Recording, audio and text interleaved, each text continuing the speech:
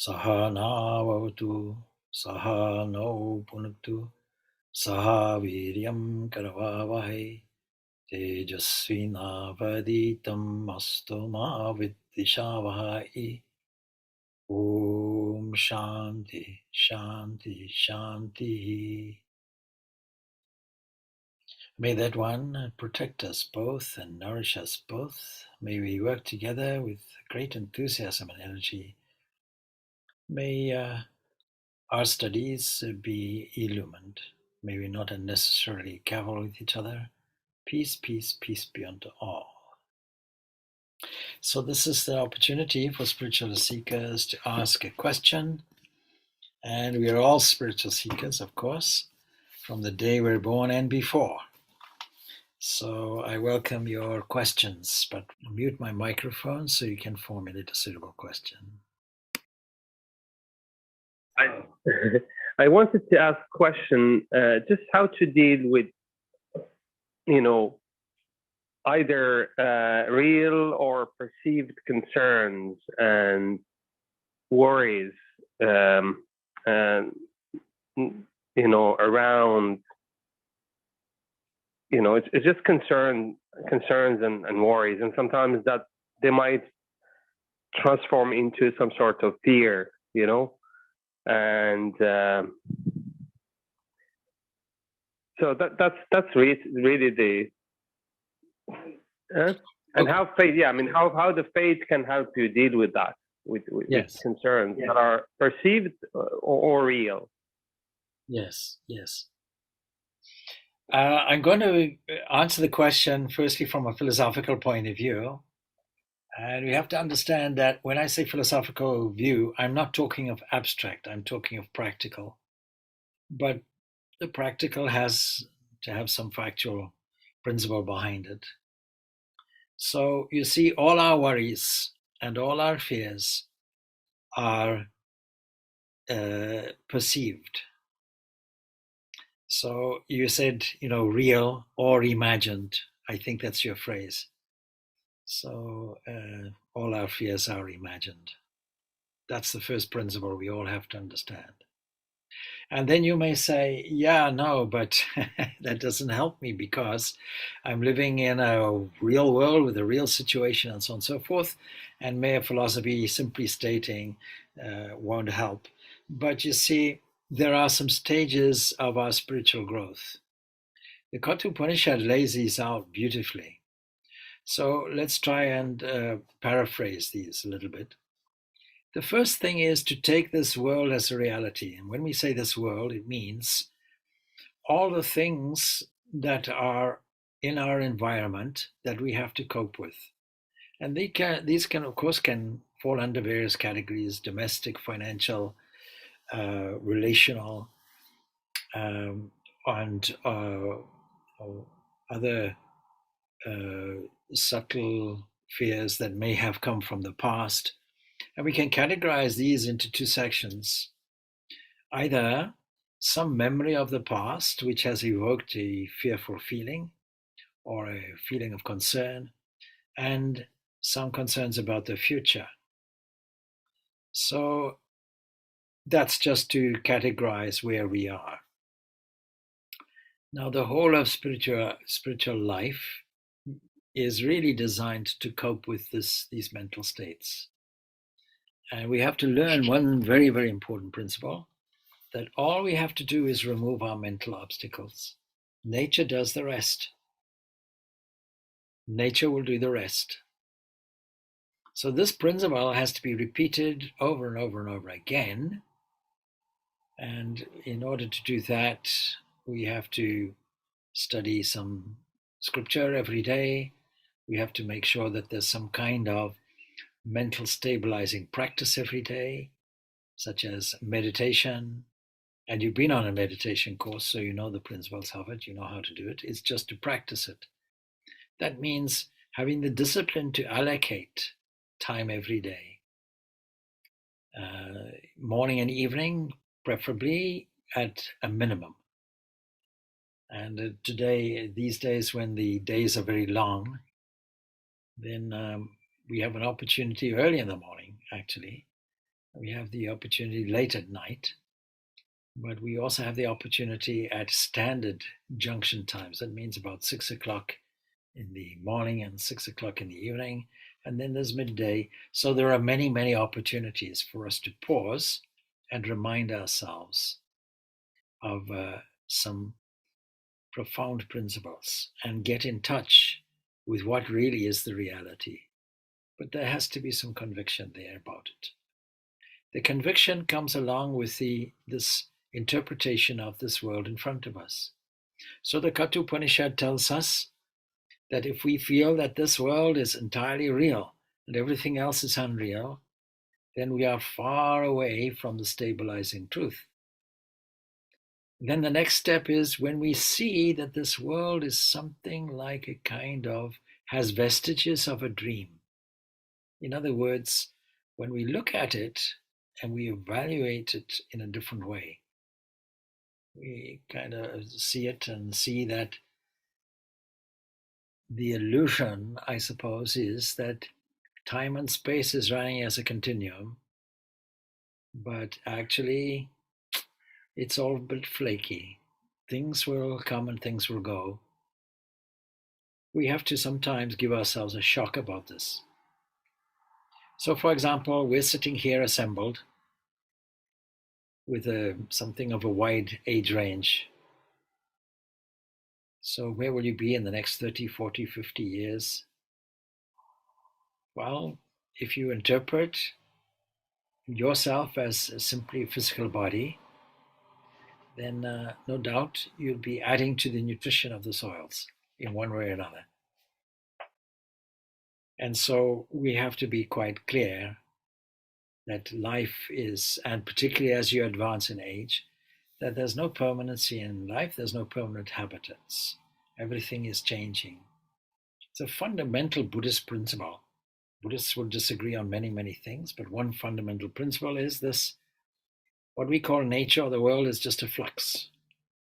Now we have to learn to interpret that this thing called nature and Mother Nature and all these other appellations we use is nothing but the divine.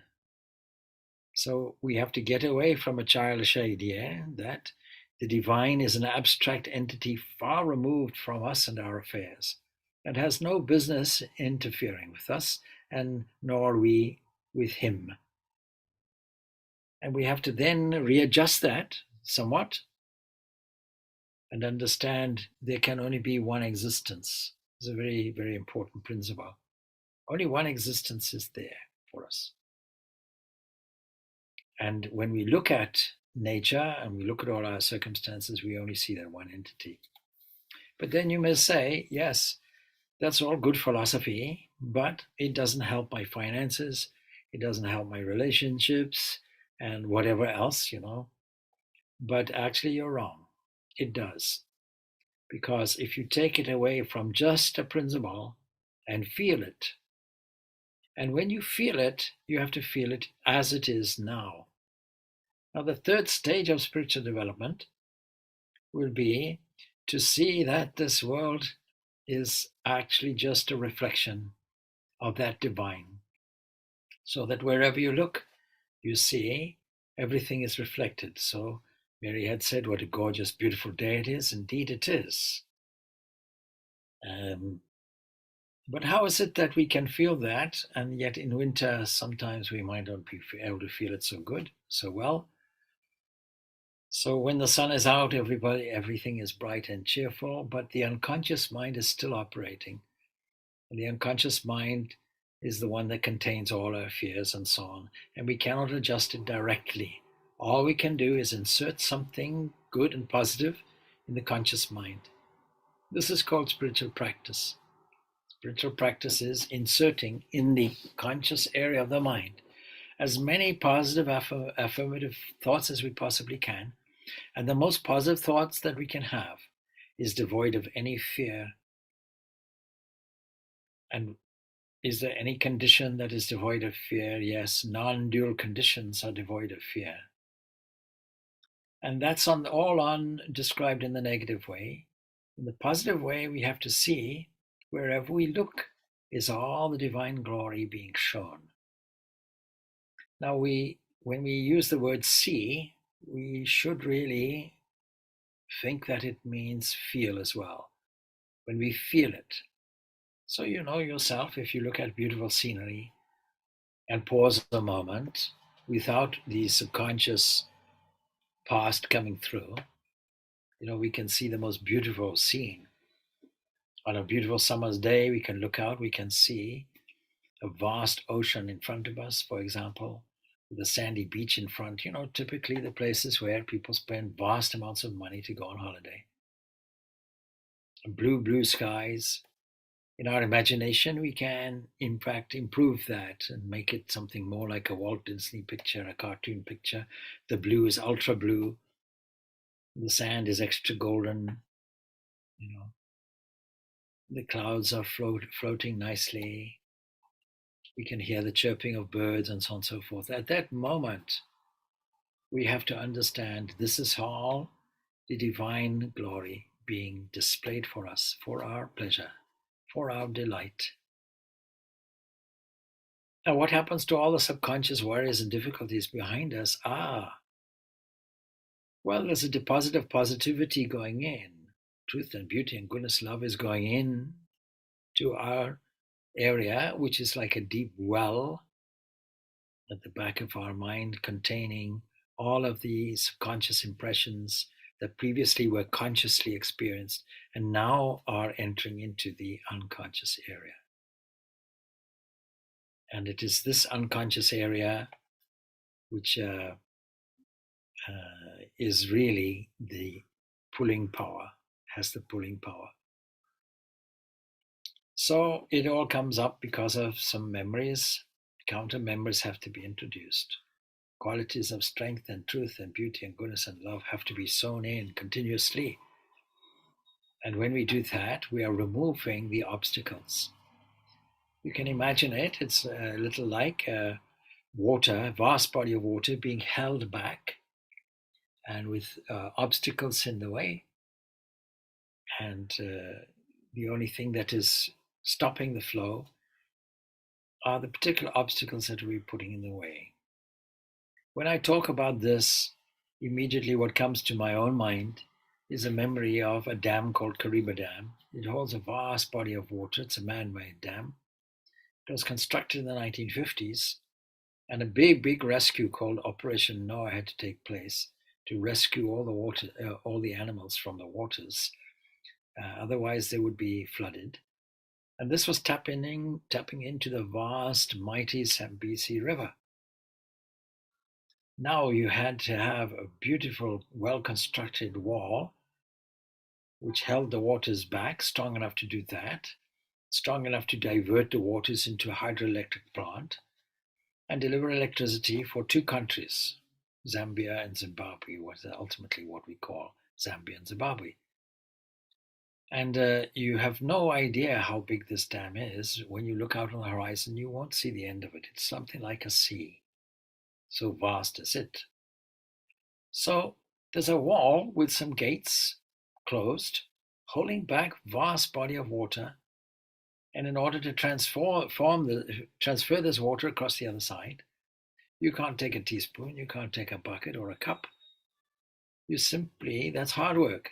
You simply go the easy way. You open up the gates and allow the divine glory, represented by the water, to flow through by itself. Our part is very small. So we have to remove the mental obstacles first and then leave the rest. How is it that we can leave the rest? It is because your small effort is no match for the divine glory. It's no match for the divine energy which is there. And to contemplate that is a wonderful meditation, a prayerful meditation, to sit down and count the divine glories all around, from the throbbing of the blood circulation at the tips of the fingers to the feeling of the breath, the movement of the lungs, the heartbeat, and then all the circumstances which are around you, because there's nobody here that doesn't have shoes, that doesn't have shelter, that doesn't have the opportunity for appreciation, that is and looking for a home, that is living in a tent, whose home has been bombed within the last, let's say, 24, 48 hours, who live in fear constantly because of man's stupidity, man's inhumanity to man. We're not really suffering from this mostly, but all of these are opportunities to put in immense gratitude. What will happen then? Two things will happen. First of all, the unconscious or subconscious mind is getting a new deposit of displacing pure good thoughts. You're forming a different, you're molding the unconscious impulses into something that will draw in positivity. If you hate, you'll be hated. If you fear, you'll be feared. If you're anxious, anxiety will come to you. Anxious opportunities or moments will come to you.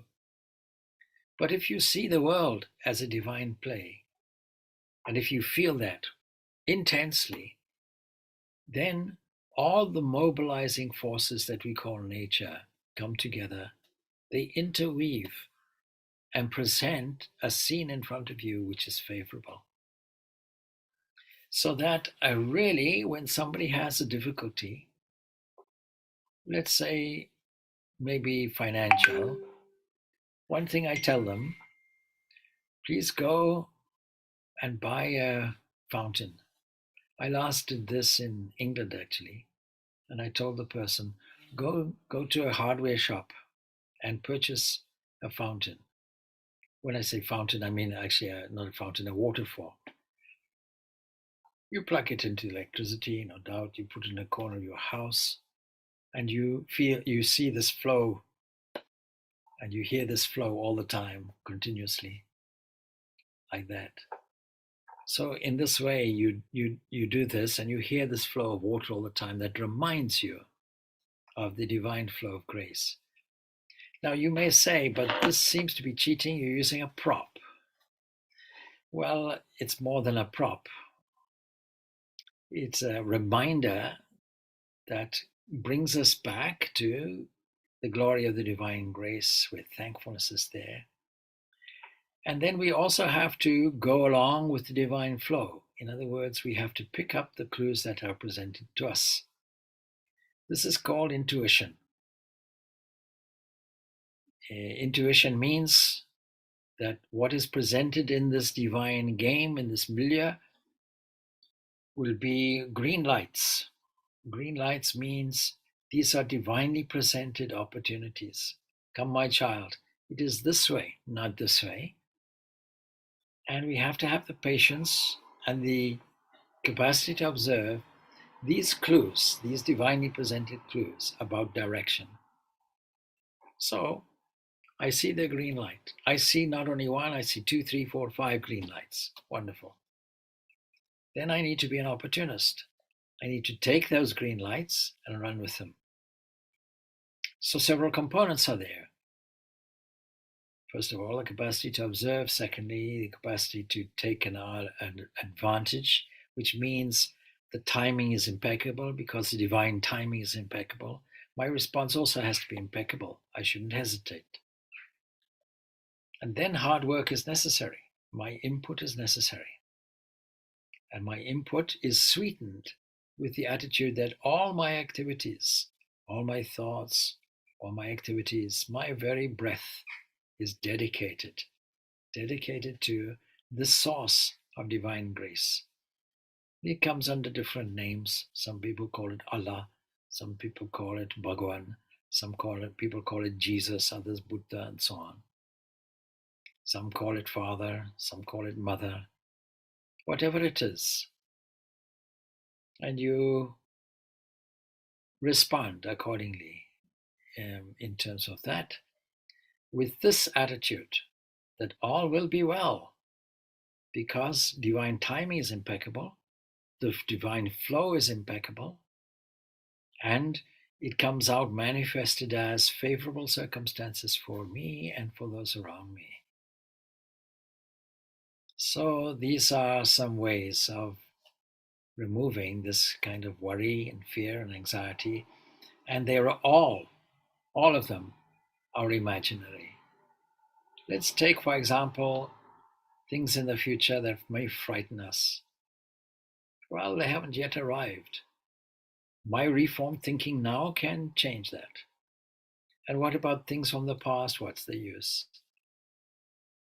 Even 1 second ago, I can't bring it back. It looks like a perpetual flow of time. I can't change it. I can't bring it back. If I regret about it, or if I try to say, what if only, and so on and so forth, all it'll be doing is sowing extra negativity into the unconscious mind. The unconscious mind we can view something like a repository, a liquid repository, filled with many things, but most of it all filled with deposits of dirt. By filling up with purity, we displace this. It is this displacement that makes the whole of the psyche purified.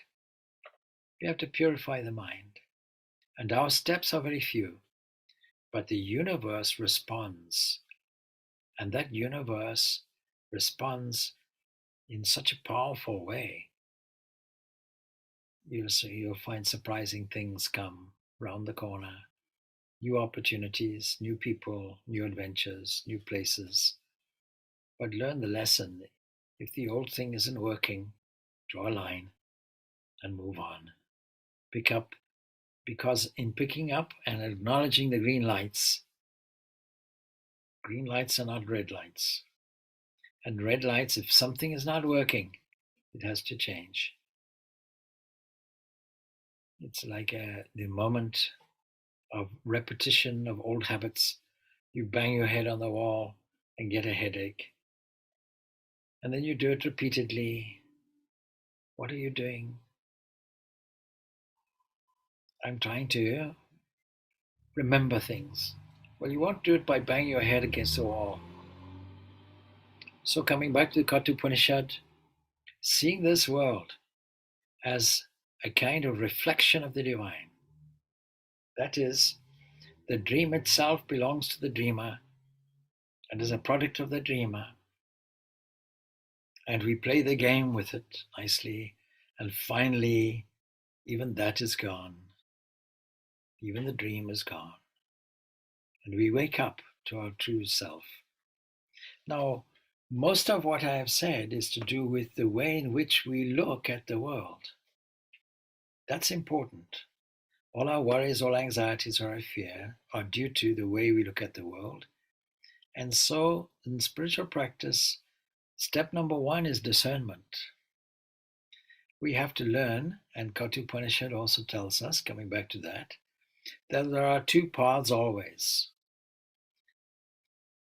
The idea that we live in a purely deterministic world, which is predetermined and so on, and we have no free will and all the rest of it, is of no value to us, because we know that we have the capacity to stand back and the capacity to choose either what is good or what is pleasing. And you may say, well, what is good? Why shouldn't it be pleasing? But our evaluation is normally incorrect.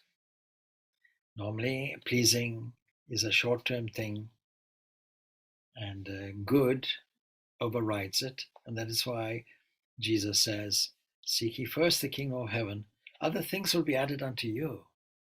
We don't have to look for prosperity. The whole world is full of abundance. But where do we source it? Where do we tap into it?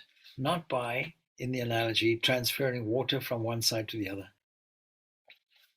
No. The hard work is in opening. The hard work is in letting go. The hard work is in removing the obstacles. That's where our work lies. Don't see your limitations.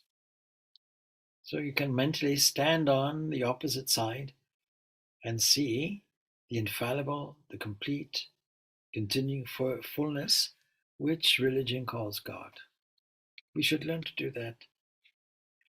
No opposition is needed. We don't have to crash into things or fix worries or fix anxieties or adjust fears. And while this body is still on the earth, We really have to make a habit of imagining ourselves sitting, if you like, on heaven's wall, feeling heaven's breeze, and your whole life would change if you do that. We have to have, yes, faith, but faith as blind faith is just superstition. Real faith is the conviction, and conviction is the translation of knowledge into satisfactory trust or assurance. No doubt whatsoever. So we can say we're afraid of certain things, but these things are just names and forms. We could just as easily see the Lord of the universe standing there in those names and forms, dressed up in this way. We should take this names and forms as God consciousness, which is converted into the forms that I'm using and relating to. We have to use God consciousness only for positivity, because all these fears and anxiety is only God consciousness expressed in this way. It's a kind of flowing current, divine grace. Instead of using this divine grace against ourselves and others with uncontrolled thought, we take this grace called thought and steer it in a much more positive way. And negative memories of the past or even of the future, they can't be completely eliminated, no doubt. But they can be made to recede a little bit into the background. And the way we do that is by filling up the mind with positive, healthy thoughts of gratitude, of glory, of values of truth and beauty and goodness and harmony and love. All these positive values we can fill up. And that's why repeatedly in all of these discussions and talks, I highlight this geography of the universe divided threefold, including in the mind, of what we call Sattva, Rajas, and Tamas. These three elements, they exist, of course, in the body. In fact, you might say muscle movement is Rajas. It's a necessary thing. And bone in the body is Tamas. So even in the body, you'll find all these three elements. And the decision, the will or creative activity in us is called Sattva. That's what we have to exert. And the more creativity that we put in, then the more the Rajas and Tamas will be removed, these deleterious elements in the mind. And they, if you like, they agree or cooperate. It's not that we have to take them and remove them. It's not that we have to remove our fears or our anxieties or our worries. It's that we have to displace them. The goal is Sattva, cultivating Sattva. And Rajas and Tamas we have to acknowledge are equally painful, but Sattva brings harmony. If you want harmony in your life, if you want to remove anxiety and fears, don't remove them, supplement them, displace them, put something better in. Elevate the mind, make the mind illumined, and other things will be added unto you. Whereas anxieties will go off. And if we have a close relationship to this source, some personal relationship with a loving entity that provides all this divine grace, then we can say all these problems and all these solutions, corresponding solutions, all belong to you. Like taking a telephone call. Oh, yeah, Lord is for you. Finished. Why take it on our own shoulders? If you really, really want to get something done in Ireland, for example, then it's no good going to the grocer shop for help. It's no good going to the council offices. They may or may not be able to help you. You should go to the supreme authority, the president himself. Why not go to the top? So if you want some assistance, why don't you go to the top? Why are you taking it all on your personal shoulders? So many people suffering from this worry and fear and anxiety and all the rest of it are people who stubbornly, egoistically say, I'll manage, I'll do it myself. When you have all the resources behind you, in Ramakrishna's example, as long as the child is occupied with playing with toys, the mother leaves it be. As soon as the child cries, Mother, Mother, I'm in trouble, help me, the mother comes rushing. So we have a divine resource behind us always. And that much we have to know.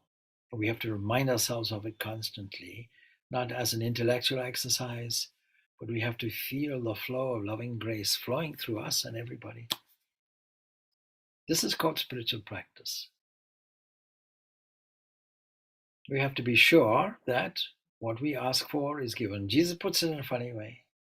If you ask your father for a piece of bread, he won't give you a rock and break your teeth with it, a stone. So that is why prayer is useful. But the kind of prayer really that I'm talking about is a listening prayer. Creating this listening connection, this real connection with the divine, both with eyes open and eyes closed. Eyes closed in meditation practice. Eyes open when we look at the world around and miss it and miss its glory and beauty, as long as we are obsessed with our own difficulties.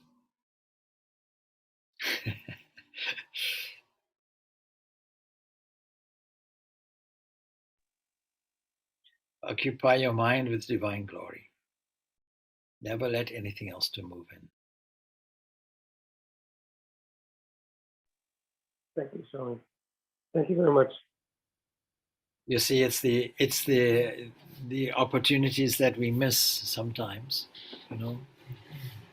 And then we expect things. We either expect things to move, or by themselves without intervention or assistance or help, or we sometimes expect things without our own effort. Both are necessary. We have to learn to let go on the one side and do whatever is necessary usefully on the other side. All that has to be done.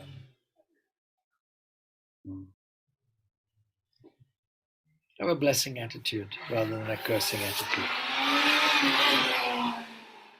So, in short, when problems persist, then you see, because this is realistically so, and when they persist, then you shift your viewpoint. You have to learn to shift your viewpoint. You can't look in all directions at once, but only in one direction after the other. And you don't have a full view of the situation at once. You don't have the whole total picture where the past, the present, the future, everything is presented all in one go. So you have to take one thing and shift your point of view nicely. And you have to do it with the qualities of kindness and compassion, practicing the presence of God. The kindness, compassion, and practicing the presence of God, these three components, they're like heaters which melt other people's animosity toward us and melt away situations. Put them in. If you want to dominate the situation, if you want to be a dominator, then you'll be given many, many circumstances by nature for you to dominate or adjust or criticize. Then, of course, unpleasant circumstances will all arise, because whatever we want, whatever thought movement takes place, we'll get it. That's a principle we have to really, really understand. If the mind is full of worry and anxiety, your circumstances that promote anxiety and worry will increase. It'll intensify. And then what is spiritual practice as well? What is the difference between normal, regular practice, daily practice, and yogic practice?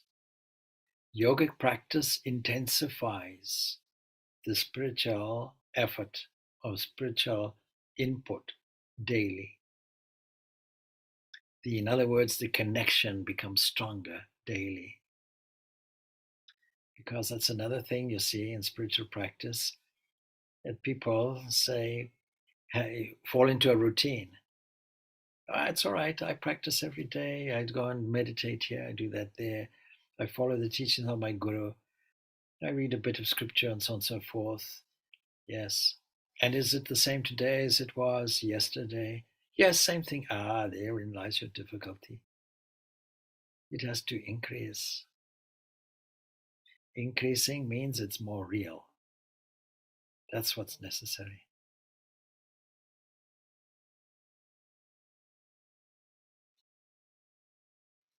Well, I'll wait for other questions. We might finish off early today, if you like. If there are no questions, there are no answers, but I think we covered a lot of ground here.